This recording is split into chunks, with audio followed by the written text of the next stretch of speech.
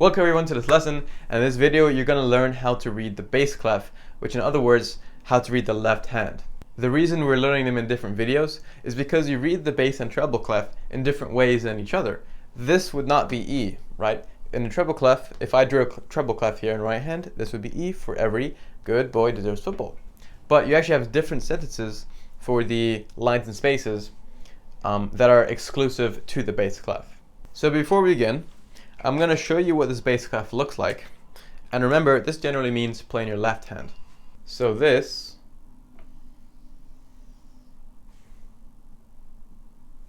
would be the bass clef. Now, the most important part about a clef is where middle C is. On the treble, we know that middle C is on the ledger line here, but in the bass, it's actually over here. Now, what this means is that you have a sense of pitch. You know that if middle C is here, then treble clef has to be way up there, and now bass clef is down here, hence the name bass. So since we already know the basics, let's just jump right into it. I'm going to give you the sentence that we remember for the lines and spaces. So for the lines, here is your sentence. We have green buses drive fast always. Now, as with the treble, we're just going to take the first letter of each of these words, and we're going to map it out over here. So I'm going to put the letters on the lines over here and a space here, just to save space. No pun intended. So green is going to be here. Green buses drive fast always. So simple enough so far. Same concept as the treble clef, exactly. Now, unlike the treble clef, we have to actually remember a sentence this time, not a word, for the spaces. Now, that sentence is, all cows eat grass. So you can see a pattern here. We're going to take the first letter of each word, and we're going to put it, all cows eat grass. Now let's double check. Since we know that this stave has an actual system to it, it's not a random sentences thrown onto it, we can check. So we have A, B, C, D, E, F, G, A, and then continue. B, and then C, which is going to be middle C. So for most people, understanding how the concept of a stave works in terms of where the notes goes is not a complicated thing. It's actually pretty easy to understand. So me at the start, and including pretty much all my students at the very beginning, their main focus is actually making sure the sentence they're using to remember, what note is what, is the correct one. Because now you have access to 4 separate sentences, and you have to be able to tell which one is treble and which one is bass. Because if you start reading the treble notes in the bass clef, I guarantee you all of your notes will be wrong immediately, because it doesn't work in the same way as a treble clef, right? In the treble clef, the third line here, every good boy, would be B, but in the bass, it's a D. Now there are some, tips and tricks that will let you instantly switch clefs easily when it comes to reading it, which I'll teach you later on. But for now, let's focus on making sure we know the sentences correctly.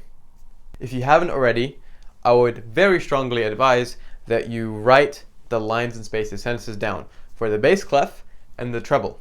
The reason is, not only are you going to be able to just instantly flip to the page and refresh your memory, but you're also, by the fact that you're writing it, you're activating a different part of your brain which processes the information that you're writing. Nobody writes things down that their brain is not actually processing. Sometimes you're listening and maybe you daydream, maybe you didn't quite understand what they were saying, but when you come to write it down in your own words, that's what lets it stick a lot better. So what I tend to advise my students on memorizing, these sentences, not only this, but in fact anything that they intend to memorize, is to actually map it based on what your representational system is. In short, people have a representational system in their mind, which is their preferred way for their brain to store and process information. That's why some people are better as visual learners, some people are better as auditory learners, and others are kinesthetic, and so on. So if you know that you are a visual learner, I'm sure that you can take some kind of quiz online, but if you know that you're a visual learner, you can memorize these sentences as visual cues. For example, green buses drive fast always. The example I like to give my visual students is, imagine you're standing on the side of the road and you see, cars and motorbikes, red buses, whatever, and then you see a green bus going so incredibly fast, and you never in your life have you ever seen a slow green bus, right? That's just an example. You can make your own. Most men are visual and most women are auditory, but it can vary greatly. You might feel like you're someone who learns better through sound, so you could think of this like standing on a field and you can hear all the cows in the field, like their sounds, eating the grass, because cows eat grass. It's pretty logical sentence. So that's a way that could help you memorize these sentences if you have trouble with them. Another quick tip is specifically for face, which is what we use for the spaces in the treble clef.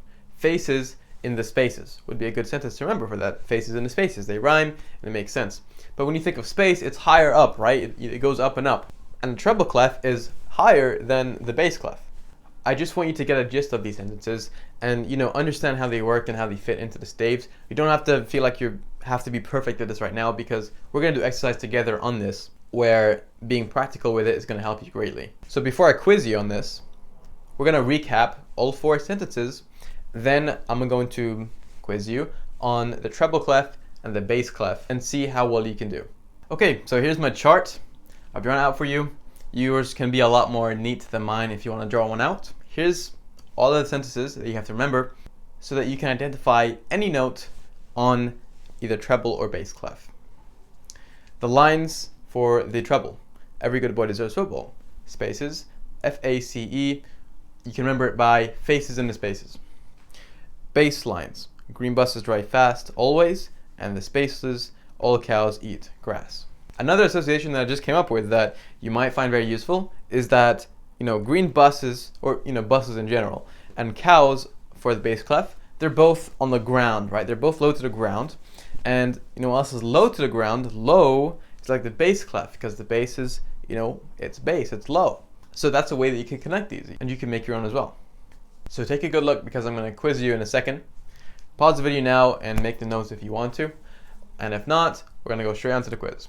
Okay, so this is going to be a very new sight for you, because now we have the treble and bass clef together. We've got a bunch of notes here, all of these flats and ledger lines and all this stuff.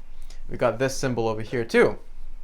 Now, so over on the left side here, you can see that we've got this symbol over there. This signifies that the treble clef and the bass clef, aka the right hand and left hand, are connected so that you're playing them both at the same time going across. You're taking these two and you're going that way, rather than what most people think, which is you read the treble clef, then once you finish that, you come to the bass clef. But that's not the case, because in the piano, this is what you're going to actually be seeing when you're sitting down reading music. Whether the music is incredibly simple, like more simple than anything we've done so far in this course, or it's incredibly difficult, like some Rachmaninoff concerto, okay? The stave here that you're looking at, the grand stave, is something that you're going to get used to as you start learning piano music, which is why I'm going to be testing you on all the sentences that we've worked on so far by giving you a bunch of notes and showing you how they connect with each other. I'm going to give you one note to start off with, and that's going to be this note here, which is middle C. The middle C here is directly in between the treble clef and the bass clef, and that allows you to get a sense of pitch. You know that if the middle C is here, and the higher up you go on the stave, the more up, or to the right of the piano you go, and the lower down you go on the stave, the lower or to the left you go on the piano. Then now you can think, okay, if middle C is here, my right hand would be here, and my left hand would be here. So what you're going to do is that I'm going to point to a note, and you're going to identify and play it on the piano in front of you. If you don't have a piano in front of you, then obviously don't, just identify the note. But if you do, actually play it, don't ignore the step, because it's important for what we're going to be doing next. We're starting off easy with this note over here. Your thinking should be, is it on a line or is it on a space? That way you can eliminate what sentences you're going to be using. It's on a space.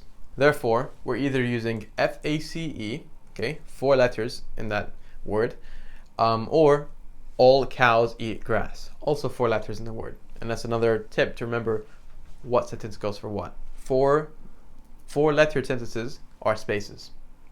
5 are lines. So treble is going to be for F-A-C-E. And you can think of it like faces in the spaces. Space is like really way up in the sky, and so is the treble compared to the bass. That's going to be A. We're going to move a bit faster now. What is this note here? It is on the third line on the bass clef. So we're not using F-A-C-E or All Cows Eat Grass. We're either using Every Good Boy Deserves Football, or we're going to use Green Buses Drive Fast Always. So we're going to be using green buses. So that goes here, green buses drive fast always. So that's going to be a D. Now it is very important here that you get the pitch correct, because I've chosen these notes specifically so that there's a jump that you'd have to actually consider this. If middle C is here, and we know that this is D, which D are you going to be using? Well, in this case, you're just going to count down until you find a D. And how can I say that with such confidence? Or how can you say that with such confidence? And it's because a D is going to be after a C. So you're not going to encounter a D before the C until you get to the one that you're going for. But in the case of, for example, an E flat, which is up here, you have to consider there's actually an E in between middle C and this E, which is over here for Every Good Boy Deserves Football. Every. If you skip this note and you just set yourself, oh, I'm going to go from middle C, I'm going to count up until I find an E or E flat, this is going to be the first one that you encounter. Make sure to consider if you're skipping any notes out. This sense of muscle memory with instantly identifying a note when you look at it at the right pitch will come with time and with practice that we are going to do together next lesson. So what would this note over here be? We're on the third space in the treble clef, and we're going to move a bit faster now. So in treble clef, we're going to be using F-A-C-E. So it's F-A-C, that's going to be C. Which C? Well, if middle C is here and there's no C in between those two, then this will be 1 octave above middle C. So you can either count one by one, or you can just jump straight an octave with your thumb to pinky, whatever you want to do. Now what about this note over here? This is in a space. So we're going to be using F-A-C-E, or we're going to be using All Cows Eat Grass. We're going to use All Cows Eat Grass, so All Cows Eat Grass. This is going to be A. Which A are we going to use? Well, let's count. C, B, A. Okay, immediately we know there's an A directly underneath. In fact, 2 notes underneath middle C here, which is obviously what you find on the piano. Now I'm asking for an A way down here, so that's going to be an octave down. Just double check. We're going to count 1, 2, 3, 4, 5, 6, 7, 8, and that's definitely an A 1 octave below. So the last question here is I'd like you to play this note over here with the sharp symbol.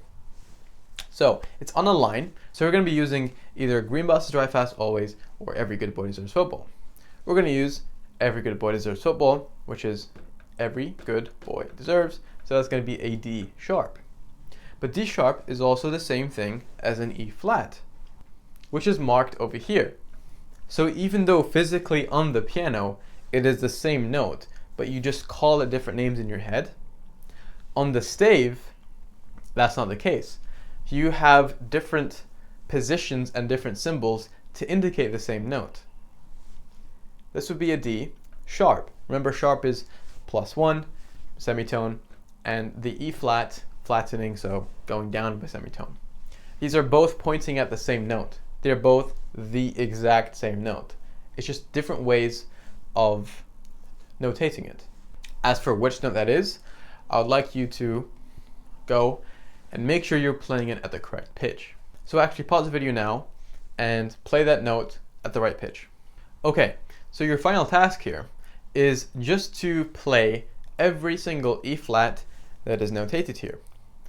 I've drawn this out so that they're each 1 octave apart. So now you have an even stronger sense of pitch.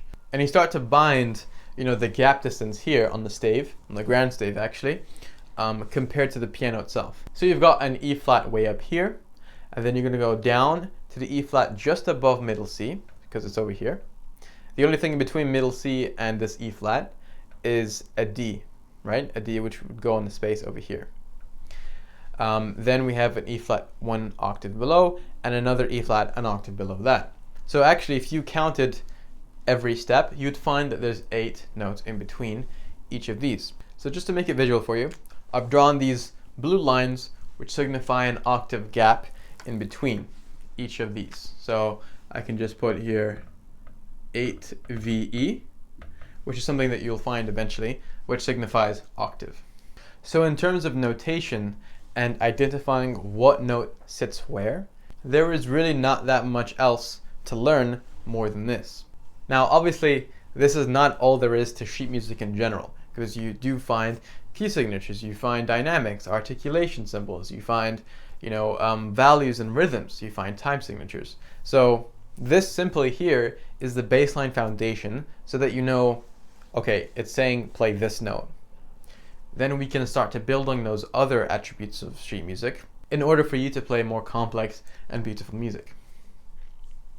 So the only task I'm going to set you off here is to be very confident in what notes or what sentences, sorry, are going to fit with what clef. So be very confident. FACE, every good boy deserves football, treble clef. All cows eat grass and green buses drive fast always, bass clef. You can use whatever techniques that you want. You can even rename the sentences if you like, as long as you keep the same first letter. You can take your time with it, you can write it out, use flashcards, anything at your disposal that you want to use. But you must be confident. You don't have to be absolutely perfect, just be confident. In next lesson and in lessons to come, I'm not going to be sparing that much time to explain, okay, we're using this sentence here because of this, with this clef, and for spaces, etc. I'm just going to say, this is an F because we're using FACE. And for that reason, it's important here that you do this so that you can follow very easily. So besides that, great job, and I'll see you next lesson.